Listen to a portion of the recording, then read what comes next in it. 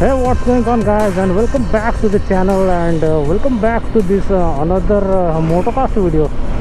तो दोस्तों, आज की वीडियो में हम डिस्कस करेंगे हमारी मोटरसाइकिल पर कुछ अपग्रेड हो चुके हैं एंड कुछ जो पार्ट्स है वो रिप्लेस कर दिए हैं बिकॉज वो माल फंक्शन कर रहे थे या फिर काम ही नहीं कर रहे थे। So I wanted to discuss about that.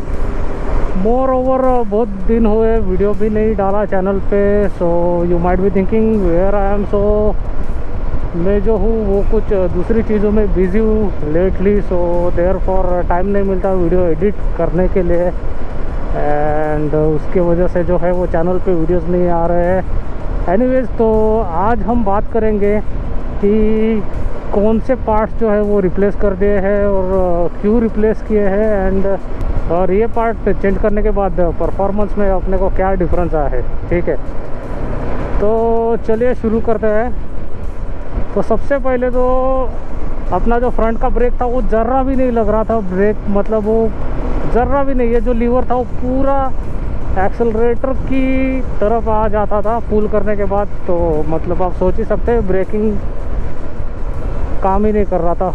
Break wasn't working properly भी नहीं कह सकते, काम ही नहीं कर रहा था टू बी ऑनेस्टली। एंड उसकी वजह से एक दो बार मुझे कुछ छोटे मोटे एक्सीडेंट्स का सामना भी करना पड़ा। टेंशन वाली बात नहीं है, गिरा नहीं, बट छोटे मोटे स्टंट्स हो गए एक दो बार।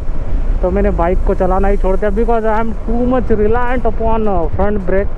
तो ब्रेकिंग का हार्डवेयर जो है वो चेंज हो चुका है एंड दूसरा जो है वो अपने क्या कहते हैं कार्बोरेटर है, उस कार्बोरेटर में जो डायफ्राम आता है वो डायफ्राम जो है वो रिप्लेस हो चुका है। ठीक है, तो उस डायफ्राम के बारे में हम नेक्स्ट वीडियो में हम बात करेंगे। तो इस वीडियो में हम बात करेंगे ब्रेकिंग हार्डवेयर के बारे में जो कि चेंज किया गया है। ठीक है, सो या जो भी सर्विस कॉस्ट वगैरह है या फिर जो स्पेयर पार्ट्स की जो कॉस्ट है वो मुझे अभी तक नहीं पता बिकॉज मैंने अभी तक बिल ही नहीं लिया। बिकॉज अपना दोस्त का ही वर्कशॉप है फ्री मैन का, तो वहाँ पर सर्विस कराई तो बाइक रेडी होते होते बहुत ज़्यादा शाम हो चुकी थी। तो इसकी वजह से उन्होंने जो है वो बिल का प्रिंट आउट नहीं निकाला। सो दैट्स वाई अभी तक मुझे ही पता नहीं कि कितना हुआ service cost and all that stuff. But जैसे ही मेरे पास वो आ जाएगा मैं डिस्क्रिप्शन में या फिर कमेंट सेक्शन में डाल दूँगा। ठीक है, तो सबसे पहले तो अपना जो ब्रेक का जो लीवर है, आगे का ब्रेक का लीवर और मास्टर सिलेंडर जो कि कंबाइन में आता है एनएस में, स्टॉक जो होता है ब्रेक लीवर और मास्टर सिलेंडर ऊपर का, तो वो स्टॉक फॉर्म में कंबाइन में आता है, एक साथ ही होता है, जुड़ा हुआ होता है। ऐसा नहीं कि आप मास्टर सिलेंडर अलग से ले सकते हैं या फिर और लीवर अलग से ले सकते हैं, ऐसी बात नहीं है, जैसे कि आप बी रोल में देख ही सकते हैं। ठीक है, तो उसको रिप्लेस कर दिया। Then again I was thinking कि ये जो अपना ब्रेकिंग का जो लाइन है उसको भी रिप्लेस कर देते बिकॉज जब से मोटरसाइकिल परचेस की थी तब से कभी भी ब्रेक लाइन जो है उसे चेंज नहीं किया गया था।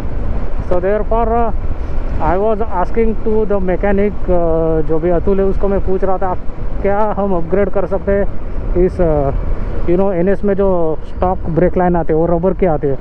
तो मैं उसे पूछ रहा था क्या हम स्टील ब्रेडेड लाइन डाल सकते हैं इसमें जो आरएस में आती है। तो उसने बोला कि देखते हैं कौन सी डाल सकते हैं बिकॉज ही और लाइक आरएस की थोड़ी लंबी आती है तो थोड़ा सा लूप टाइप बन जाएगा। ठीक है, तो मैंने बोला ठीक है देख क्या कर सकते हैं उसमें। तो फिर उसने क्या किया, उसने जो पल्सर 220 है उसका जो ब्रेडेड लाइन आता है उसे इंस्टॉल कर दिया इसमें। ओके, एंड ब्रेडेड लाइन इसे हम अपग्रेड कर सकते हैं। तो ये जो स्टॉक में अपना रबर वाला आता है लाइन, तो इसमें स्टील ब्रेडेड है तो इसको डेफिनेटली अपग्रेड कह सकते हैं। देन अगेन अपना जो ब्रेक का जो पैड्स है वो पैड कम्प्लीटली रिप्लेस कर दिया। एंड बिगेस्ट मैं कहूँगा कि जो अपनी आगे की डिस्क है वो जो डिस्क है वो रिप्लेस हो चुकी थी बिकॉज जो डिस्क थी आगे की वो घस घस के ऐसे पतली हो चुकी थी। ठीक है, तो उसके वजह से उसे भी रिप्लेस करना पड़ा। एंड आप देख सकते हैं अभी ये जो नई वाली डिस्क है उसके सेंटर में सिल्वर कलर का पेंट मुझे दिखाई पड़ रहा है एंड जो अपनी पुराने वाली थी उसके सेंटर में थोड़ा सा ब्लैक कलर का पेंट था। बट इसमें जो है वो सिल्वर कलर का पेंट है। सो आई डोंट नो बजाज वालों ने क्या मेजर चेंज कर दिया इसमें, बट या डिज़ाइन तो सेम ही मुझे लग रही है। फ्लोटिंग जो पेटल डिस्क थी पुराने वाली, सेम वही पेटल डिस्क लग रही है ये वाली भी, apart from that paint job. And अब अगर हम रिज़ल्ट देखें ब्रेकिंग परफॉर्मेंस का, तो बहुत ही ज़्यादा ड्रास्टिकली इम्प्रूव हो चुका है परफॉर्मेंस। आप ऐसा कह सकते हैं जो ब्रांड न्यू मोटरसाइकिल आते हैं शोरूम फ्लोर से, उस तरह का ब्रेकिंग परफॉर्मेंस अभी जो है वो हो चुका है। तो मैं जो था वो सोच रहा था कि क्या ब्रेम्बो की जो प्रीमियम RCS ब्रेक्स आते हैं उसे इंस्टॉल करना चाहिए। तो उसका किट आता था, आगे का brake lever and clutch lever and I think hydraulic clutch का जो मास्टर सिलेंडर है उसका कुछ किट आता था 7000 का। तो वो मैं परचेस करने वाला था, but later on I thought कि जाने दो, इतना खर्चा नहीं करते, तो इसकी वजह से स्टॉक वाला डाल दिया। But still even though it is you know actually mounted break है इसका आगे का, जो ब्रेम्बो का था या फिर बाइब्रे मुझे याद नहीं अभी, तो उसका रेडियली माउंटेड था, तो उसकी वजह से ऑब्वियसली उसका परफॉर्मेंस जो था वो बहुत ही ज़्यादा स्ट्रॉन्ग होगा। बट इसका भी अभी आप परफॉर्मेंस देखें तो एक फिंगर से मैं मोटरसाइकिल को स्टॉप कर सकता हूँ, जस्ट लाइक दिस।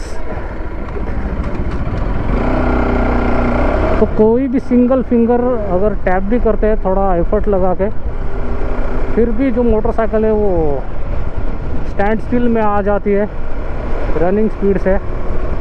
तो बहुत ही ड्रास्टिक इम्प्रूवमेंट मुझे देखने को मिल रही है ब्रेकिंग में। आई गेस में बहुत ही यू नो मतलब आप जो है वो जैसे ब्रेकिंग परफॉर्मेंस या फिर आपका बाइक का ओवरऑल परफॉर्मेंस जैसे डिग्रेड होने लगता है, तो आपके एक्सपेक्टेशन जो है आपकी मशीन से वो थोड़े से लोअर होने लगते हैं। बट अभी जब मैंने हार्डवेयर रिप्लेस कर दिया, सो नाउ आई रिमेंबर कि इनिशियली कितना स्ट्रॉन्ग ब्रेकिंग परफॉर्मेंस था NS का, तो वही स्ट्रॉन्ग परफॉर्मेंस अभी मुझे देखने को मिल रहा है ब्रेकिंग में। तो that's a definitely big plus for me, I can say. So yeah guys, ये जो है वो अपना ब्रेकिंग का हार्डवेयर अपन ने चेंज कर दिया मोटरसाइकिल के रिगार्ड्स में। सो आई थॉट कि I should let you know, and बहुत लोग जो है वो इंटरेस्टेड रहेंगे इस वीडियो के रिगार्ड्स में, because you know brake pads या फिर आपका जो you know brake lever master cylinder वगैरह, ये जो हार्डवेयर है ये कुछ ना कुछ सालों में रिप्लेस करना चाहिए, बिकॉज परफॉर्मेंस जो है मैकेनिकल पार्ट्स के वो डिग्रेड होने लगते हैं। सो देयरफॉर मुझे ऐसा लगा कि आप में से बहुत से लोग इंटरेस्टेड होंगे कि क्या इम्प्रूवमेंट होती है जब आप you know brand new hardware install करते हैं आपकी बाइक पर। एंड मैं ऐसे कहूँगा कि स्टील ब्रेडेड लाइन डालने की वजह से इतना कुछ ड्रास्टिक इम्प्रूवमेंट नहीं लग रहा मुझे, but still it is bit stronger than stock, ऐसे मैं कहूँगा। बिकॉज वैसे भी NS का जो ब्रेकिंग है वो स्टॉक फॉर्म में भी जो अपनी रबर ब्रेडेड लाइन आती है उसमें बहुत ही ज़्यादा स्ट्रॉन्ग है, बट इसमें और भी ज़्यादा स्ट्रॉन्ग लग रहा है। तो यहाँ पर ब्रेक दबा कर देखते हैं सिंगल फिंगर ओनली। तो या स्पीड ब्रेकर था, तो मैंने सोचा कि एक बार डेमो दिखाई देता हूँ। यहाँ पर भी है single finger, okay.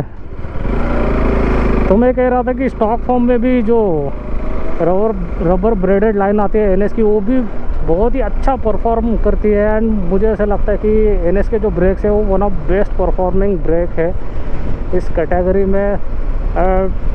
Initial bite भी बहुत ही ज़्यादा सॉलिड है और ब्रेकिंग बाइट भी बहुत ही मस्त है इसका।